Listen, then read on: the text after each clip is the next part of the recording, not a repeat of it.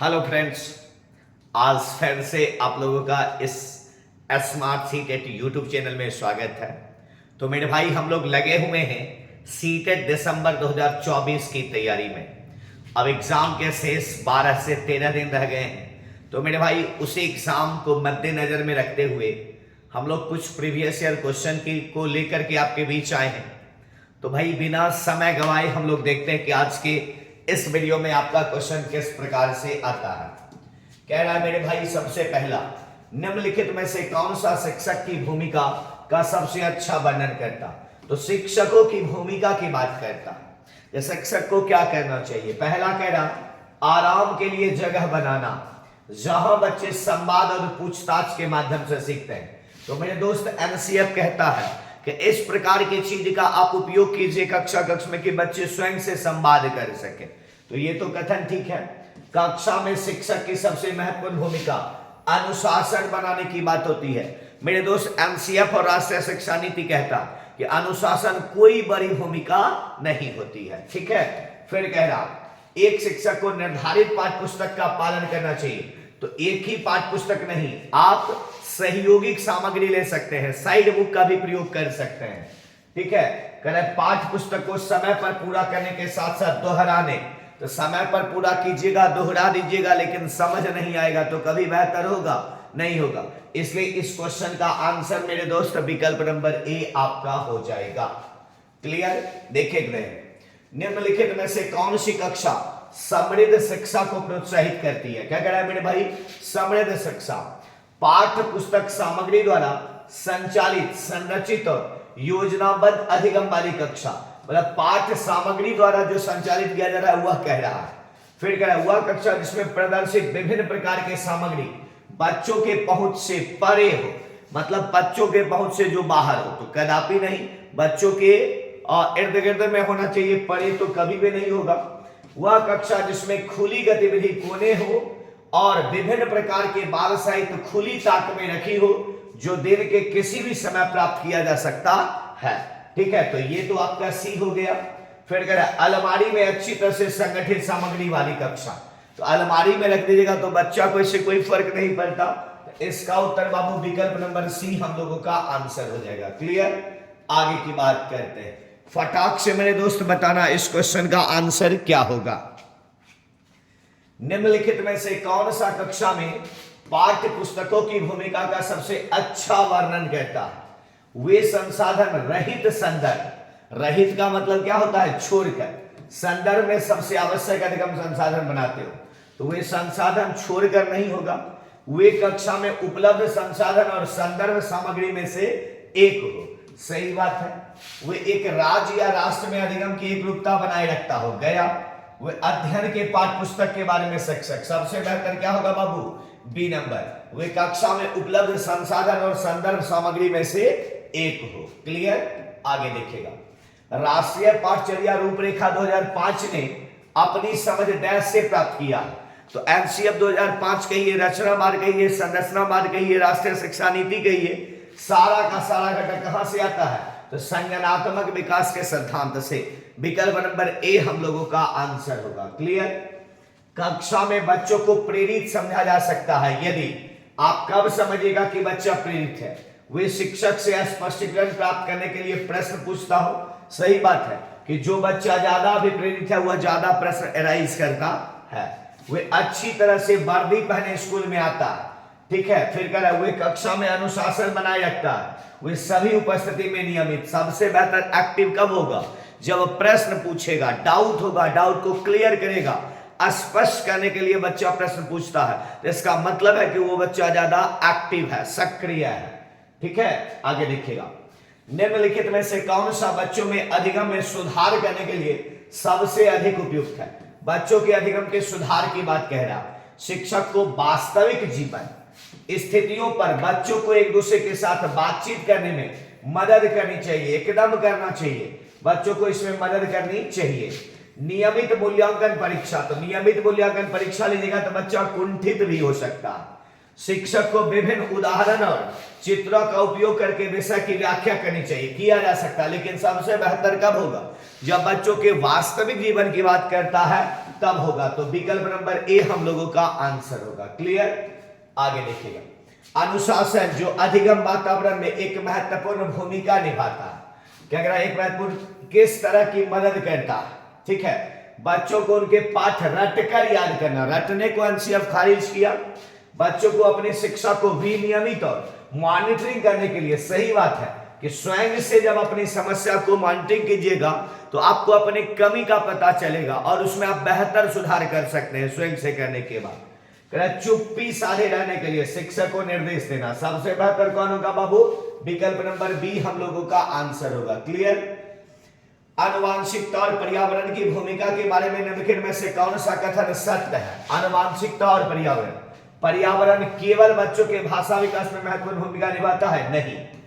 फिर कह रहा है विकास के कुछ पहलू आनुवांशिकता और कुछ पहलू कुछ अन्य पर्यावरण से अधिक प्रभावित होते हैं। सही बात है बाबू, किसी भी व्यक्तियों के विकास में आनुवांशिकता और वातावरण दोनों का महत्वपूर्ण योगदान होता है। सीखने और प्रदर्शन करने की एक बच्चे की क्षमता जीनों तरह पूरी, जीन का मतलब होता है आनुवांशिकता, पूरी तरह से आनुवांशिकता से निर्धारित नहीं होती है। अच्छी देखभाल और पौष्टिक आहार बच्चों के किसी भी चीजों को किसी भी चीजों को बेहतर कर देता है, तो ये नहीं होगा। सबसे बेहतर आंसर क्या होगा बाबू? विकल्प नंबर बी आपका आंसर होगा। निम्नलिखित में से कौन सा कथन पियाजे के सिद्धांत के अनुसार कहा नहीं जा सकता? मतलब पियाजे ने इन चारों में से क्या नहीं कहा? बच्चे अपने पर्यावरण पर क्रिया करते हैं, पियाजे ने कहा। विकास गुणात्मक चरण में होता है, पियाजे ने कहा।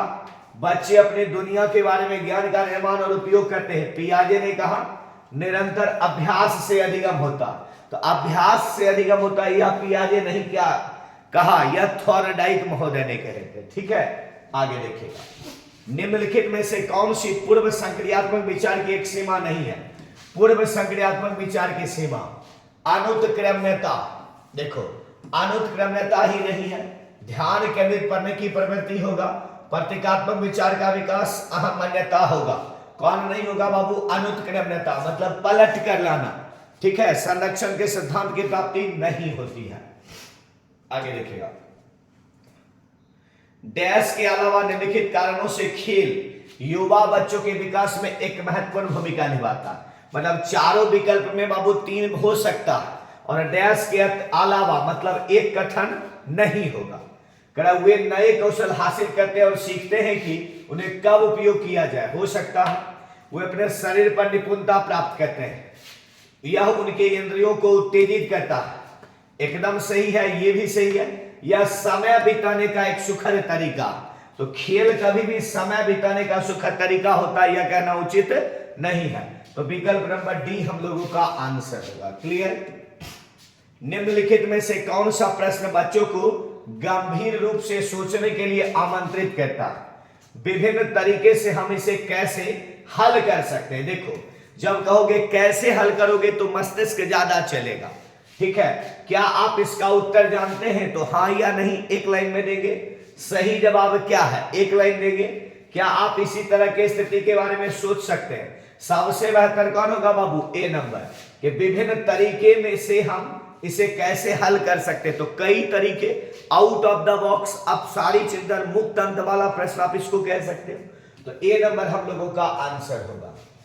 निम्नलिखित में से कौन सा विकल्प प्रगतिशील शिक्षा का सबसे अच्छा वर्णन करता है? प्रगतिशील शिक्षा करा कि परियोजना विधि, क्षमता, समूह बनाना, रैंकिंग करके सीखना, परियोजना विधि, सहयोग से सीखना, वी मैटिंग इकाई, व्यक्तिगत अधिगम, क्षमता, समूह बनाना, छात्रों का लेबलिंग। लेबलिंग तो नहीं, सबसे बेहतर बाबू क्या हो जाएगा? देखो, रैंकिंग भी हम लोग नहीं यूज करते हैं, मतलब एनसीएफ कहता है कि रैंकिंग का प्रयोग नहीं करना चाहिए। सबसे बेहतर कौन होगा? करके सीखना, परियोजना विधि, सही बात है, सहयोग से सीखना, ये सारा पॉजिटिव लेकर के चलता है। तो विकल्प नंबर बी हम लोगों का आंसर होगा। प्रगतिशील शिक्षा के बारे में निम्नलिखित में से कौन सा कथन बताता है कि शिक्षा स्वयं ही जीवन है? जीवन सच्चा शिक्षक है। स्कूल शिक्षा को यथासंभव लंबे समय तक जारी रखना चाहिए। स्कूल को आवश्यक नहीं है, बच्चे अपने जीवन के अनुभवों से सीख सकते हैं। और कह रहा है स्कूल में शिक्षा सामाजिक और प्राकृतिक दुनिया को प्रतिबिंबित करती है। देखो क्या क्या कह रहा है, शिक्षा स्वयं ही जीवन है। मतलब क्या, यह जो है सो आपके समाज और प्रकृति दुनिया को प्रतिबिंबित करता है। तो इसका बाबू विकल्प नंबर क्या होगा, डी। स्कूल में शिक्षा सामाजिक और प्राकृतिक दुनिया को प्रतिबिंबित करता है। विकल्प नंबर क्या हो जाएगा, डी नंबर आंसर होगा। क्लियर। कोहलवर के सिद्धांत के योगदान के रूप में निम्नलिखित में से किसे माना जा सकता है। उनका विश्वास है कि बच्चे नैतिक दार्शनिक हैं। उनके सिद्धांत ने संज्ञानात्मक परिपक्वता और नैतिक परिपक्वता के बीच एक सहयोग का समर्थन किया। सही बात है मेरे दोस्त, जिस प्रकार से पियाजे के संज्ञानात्मक विकास में चारों अवस्थाओं में क्रम की बात है, उसी प्रकार से यहां नैतिकता समझने की बात है। फिर कह रहा है इस सिद्धांत में विस्तृत परीक्षण प्रक्रिया है। गया या नैतिक तर्क और कार्रवाई के बीच एक स्पष्ट संबंध स्थापित करता।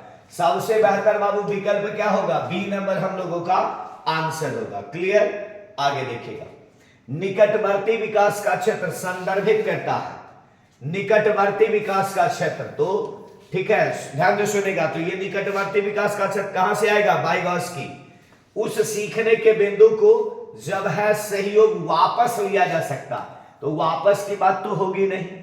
उस क्षण को जब अधिकतम विकास संभव है, ठीक है, ये तो संभावित विकास क्षेत्र होगा। उस विकासात्मक चरण को जब बच्चा सीखने की पूरी जिम्मेदारी लेता है। और ये कह रहा है एक संदर्भ को जिसमें बच्चे सहयोग को सही स्तर के साथ कोई कार्य लगभग स्वयं कर सकता है। तो हमने आपको बताया था कि वाइगॉस्की का निकटस्थ विकास क्षेत्र, सविपस्त विकास क्षेत्र वह विकास क्षेत्र है जिसमें बच्चों को सहयोग देकर उस ऊंचाई तक पहुंचा सकते हैं जहां तक वह अकेले नहीं जा सकता है। क्लियर। आगे देखिएगा, एक उभयलिंगी व्यक्तित्व समाज में प्रचलित रूढ़िवादी लिंग भूमिकाओं का पालन करता है। स्त्री लक्षण वाले पुरुष को संदर्भित करता है। में आमतौर माने गए मर्दाना और स्त्री गुणों का समायोजन होता है। तो उभयलिंगी में स्त्री और ठीक है पुरुष दोनों का क्या होता है, समायोजन होता है। बच्चे डैश करते हैं, बच्चे डैश को छोड़कर, यहां देखिएगा, बच्चे डैश को छोड़कर अन्य सभी द्वारा लिंग भूमिका ग्रहण करते हैं। क्या कह रहा है, बच्चे डैश को छोड़कर अन्य सभी द्वारा लिंग भूमिका है। लिंग का मतलब जेंडर। अब देखो कि लड़का लड़की में अंतर की बात कर रहा, तो मीडिया में लड़का लड़की को दिखाई जाता है, सामाजिकरण में भी दिखाया जाता है, संस्कृति में भी। ट्यूशन में ज्यादातर लड़का लड़की को दिखाया अलग नहीं जाता, तो ट्यूशन को छोड़कर सब में लैंगिक रूढ़िवादिता मौजूद है। ठीक है। आगे देखिएगा, मानकीकृत परीक्षणों की आलोचनाओं में से एक यह है कि वे बच्चे की क्षमता की स्पष्ट तस्वीर नहीं देते हैं। वे मुख्य रूप से मुख्य धारा की संस्कृति का प्रतिनिधित्व करते हैं और इसलिए पक्षपाती हैं। उनकी भाषा को समझना मुश्किल है। परीक्षण बड़ी आबादी पर लागू नहीं किए जा सकते। देखो, मानकीकृत परीक्षण जो करता है बाबू, इसलिए होता, इसकी आलोचना में से एक यह है। तो मानकीकृत परीक्षण की आलोचना होती है, वे मुख्य रूप से मुख्य धारा की संस्कृति की प्रतिनिधित्व करते हैं और इसलिए ये क्या होते हैं, पक्षपाती होते हैं। तो विकल्प नंबर क्या आंसर होगा मेरे भाई, तो विकल्प नंबर बी आपका आंसर होगा। कह रहा है एकाधिक बुद्धि का सिद्धांत, एकाधिक बुद्धि का सिद्धांत हावर्ड ने दिया। कह रहा है कि कहता है कि प्रभावी अध्यापन के द्वारा बुद्धि पढ़ाई जा सकती है, बुद्धि तेजी से बढ़ाई जा सकती है, बुद्धि कई प्रकार की होती है। ठीक है, तो विकल्प नंबर बी आपका आंसर, बुद्धि कई प्रकार की हो सकती है। शिक्षक सीखने के लिए मूल्यांकन और सीखने के मूल्यांकन दोनों का उपयोग कर सकते हैं। बच्चों की प्रगति को निगरानी करने और उनके सीखने के अंतराल को भरने के लिए उचित लक्ष्य निर्धारित करके, यही आपका आंसर होगा कि मूल्यांकन इसलिए निगरानी करना तो नहीं होता। देखो फिर आगे देखते हैं, एक निगरानी करना। ठीक है, अब कह रहा है कि बच्चों को प्रगति और उपलब्धि स्तर को जानने में फिर कह रहा है बच्चों के सीखने की जरूरत को जानने में और तद अनुसार शिक्षण रणनीति का चयन करने में सबसे बेहतर कौन होगा, तो सबसे बेहतर बाबू हो जाएगा आपका सी नंबर आंसर। ये जो मूल्यांकन किया जाता है सीखने की जरूरत को, आप में कमी क्या है और आपको जरूरत क्या है, इस चीजों को पहले जानिए, फिर आप क्या कीजिए, उस पर रणनीति बनाइए। तो विकल्प नंबर सी हम लोगों का आंसर। निम्नलिखित में से कौन सा सतत और व्यापक मूल्यांकन से संबंधित नहीं है? क्या कह रहा है? नहीं है। यह बच्चों के धीमे, खराब या बुद्धिमान के रूप में चिन्हित करने में उपयोगी होता। तो यही कथन आपका क्या हो जाएगा? गलत हो जाएगा। इसे भारत के शिक्षा के अधिकार अधिनियम द्वारा अनिवार्य किया गया। यह शिक्षा निगम प्रक्रिया का एक अभिन्न अंग है। एकदम है। यह विभिन्न शिक्षा क्षेत्र में बच्चों की उपलब्धि पर कार्य करता है। ये भी सही होगा। कौन नहीं होगा बाबू? तो विकल्प नंबर ए हम लोगों का गलत हो गया। ठीक है, आगे देखिए। बच्चों में प्रतिभाशालीता डैश के कारण हो सकती है। एक अनुशासित दिनचर्या के कारण, अनुवांशिकता, क्या कह रहा है? अनुवांशिकता और वातावरण के बीच एक अंतःक्रिया के कारण। तो विकल्प नंबर बी हम लोगों का आंसर होगा। सामाजिक आर्थिक रूप से वंचित पृष्ठभूमि से आने वाले बच्चों को कक्षा के माहौल की आवश्यकता होती है। जो क्या कह रहा है? कक्षा के माहौल बच्चों को उनकी क्षमता के आधार पर वर्गीकरण करे। तो वर्गीकरण की बात अंशिया मेरे भाई नहीं कहता, उन्हें अच्छा व्यवहार सिखाता है, उनकी संस्कृति और भाषाई ज्ञान को महत्व देता है और उनका उपयोग करता है। तो सबसे बेहतर बाबू क्या होता है कि सारे बच्चों को आप स्वीकार कीजिए और उसकी संस्कृति और भाषा सबको क्या दीजिए? मान्यता। तो इसका हो जाएगा विकल्प नंबर सी हम लोगों का आंसर। क्लियर? आगे देखिएगा। कक्षा में सृजनात्मक और प्रतिभाशाली बच्चों के लिए आवश्यक हस्तक्षेप, क्या कह रहा? आवश्यक हस्तक्षेप निर्भर करता है उन्हें अन्य बच्चों को पढ़ाने की जिम्मेदारी देने पर, शिक्षक द्वारा अनुकूलित और प्रेरक निर्देशन तरीके के उपयोग पर, उन्हें अतिरिक्त समय देकर, उनके प्रति स्नेही होने के नाते। तो सबसे बेहतर बाबू क्या होगा? शिक्षक द्वारा अनुकूलित और प्रेरक निर्देशन तरीके का उपयोग करके। विकल्प नंबर बी हम लोगों का आंसर हो जाएगा। क्लियर? आगे देखिएगा। अति संवेदनशील बच्चों को सीखने में मदद करने के लिए निम्नलिखित में से कौन सा तरीका उपयुक्त तरीका नहीं है? कह रहा है कि बेचैन होने पर अक्सर उन्हें फटकारना। तो दंड की बात तो एमसीएफ कभी करता ही नहीं है। एक कार्य छोटे प्रतिबंध या खंडों में तोड़ना, ये तोड़ कर देंगे तो ये बच्चा हल बेहतर तरीके से करेगा। अधिगम के वैकल्पिक तरीके ये तो करना ही चाहिए। उनके दैनिक कार्यक्रम में सारी गतिविधि का समावेशन ये भी होगा। तो मेरे दोस्त कौन सा नहीं होगा? तो विकल्प नंबर ए आपका आंसर हो जाएगा। क्लियर? आगे देखिएगा। अलग अलग सोच वाले पैटर्न उन बच्चों की पहचान करता है जो प्रत्यास्थी होते हैं। ठीक है, क्या कह रहा है कि अलग अलग सोच वाले पैटर्न उन बच्चों की पहचान कर जो प्रत्यास्थी होते हैं, जो विकलांग होते हैं, डिस्लेक्सी होते हैं, क्या होते हैं? सृजनात्मक होते हैं। क्या होते हैं? सृजनात्मक। वह पैटर्न को अच्छे तरीके से समझता है। निम्नलिखित में से कौन से शिक्षक कक्षा में बच्चों के लिए समस्या हल करने के तरीके का वर्णन नहीं कर सकता है? अभिसरण उत्तर वाला प्रश्न यही तो हो गया। अपसारी चिंतन को बढ़ावा दीजिए, ना कि अभिसारी को। किसी विशेष समस्या को हल करने के बारे में अपनी विचार प्रक्रियाओं पर चर्चा करना एकदम सही है। कुछ हल करते समय गलतियां को करने के प्रति ईमानदार रहना एकदम है। सोच विचार परीक्षण और विभिन्न उत्तर जैसे शब्दावली का प्रयोग करना ये भी ठीक है। कौन सा कथन बाबू गलत है? तो ए नंबर आपका आंसर गलत है। ठीक है, अगला देखिएगा। निम्नलिखित में से कौन सा एक संवेग है? जल्दी बताओ। तो डर एक संवेग है। कौन संवेग है बाबू? डर एक संवेग है। आपको लिखाया गया है क्लास में। एक 3 साल का बच्चा बताता है कि दूध बूथ पर एक मशीन द्वारा दूध का उत्पादन होता है। निम्नलिखित में से कौन सा बच्चों की समझ का सबसे अच्छा स्पष्टीकरण प्रदान करता है? बच्चे के परिवार बच्चों को प्रेरक वातावरण प्रदान नहीं करता है। बच्चे को दुनिया की बहुत सीमित अनावरण है। बच्चे का जवाब दूध बूथ से दूध खरीदने की। अब देखो इसका एक गायब है, दूध खरीदने। यहां देखो इससे उत्तर हो सकता। बच्चे का जवाब दूध के बूथ से खरीदने के अपने अनुभव पर होगा। तो यही आपका आंसर हो जाएगा कि रोज बच्चा दूध खरीदता है, उसके अनुभव से वह इस चीज की बात करता है। तो आज हम लोग यही 30 क्वेश्चन की बात करेंगे। 1-2 क्वेश्चन में ये पीपीटी थोड़ा बनाने में प्रॉब्लम हो गया था और एक आध विकल्प चला गया इसके, और क्या कहते हैं उसको, कोडिंग के कारण ये थोड़ा प्रॉब्लम आया। ठीक है, तो फिर हम लोग अगले वीडियो में फिर से ये जो पीपीटी आता था पहले फॉर्मेट पे उसी प्रकार से लेके आएंगे। तो मेरे भाई इस वीडियो में यही 30 क्वेश्चन, फिर मिलते हैं बहुत जल्द अगले वीडियो के साथ। तो मेरे दोस्त जाते जाते वही बात, यदि आप नए हैं, इस चैनल से जुड़े हैं, जुड़े रहना चाहते हैं और अभी तक यदि सब्सक्राइब नहीं किए हैं तो मेरे भाई सब्सक्राइब करें, लाइक करें और अपने दोस्तों में शेयर जबरदस्त करें। यदि आपको कोई डाउट है या कोई भी चीज आपको कहना है सुझाव के रूप में, तो आप कमेंट बॉक्स में जाइए और कमेंट कीजिए। उस कमेंट पर आगे के वीडियो में जरूर प्रयास किया जाएगा कि आपको जो भी चीजें त्रुटि लगा होगा उस त्रुटि को सुधार करके लाएगा। तो फिर मिलते हैं अगले क्लास में, तब तक के लिए धन्यवाद।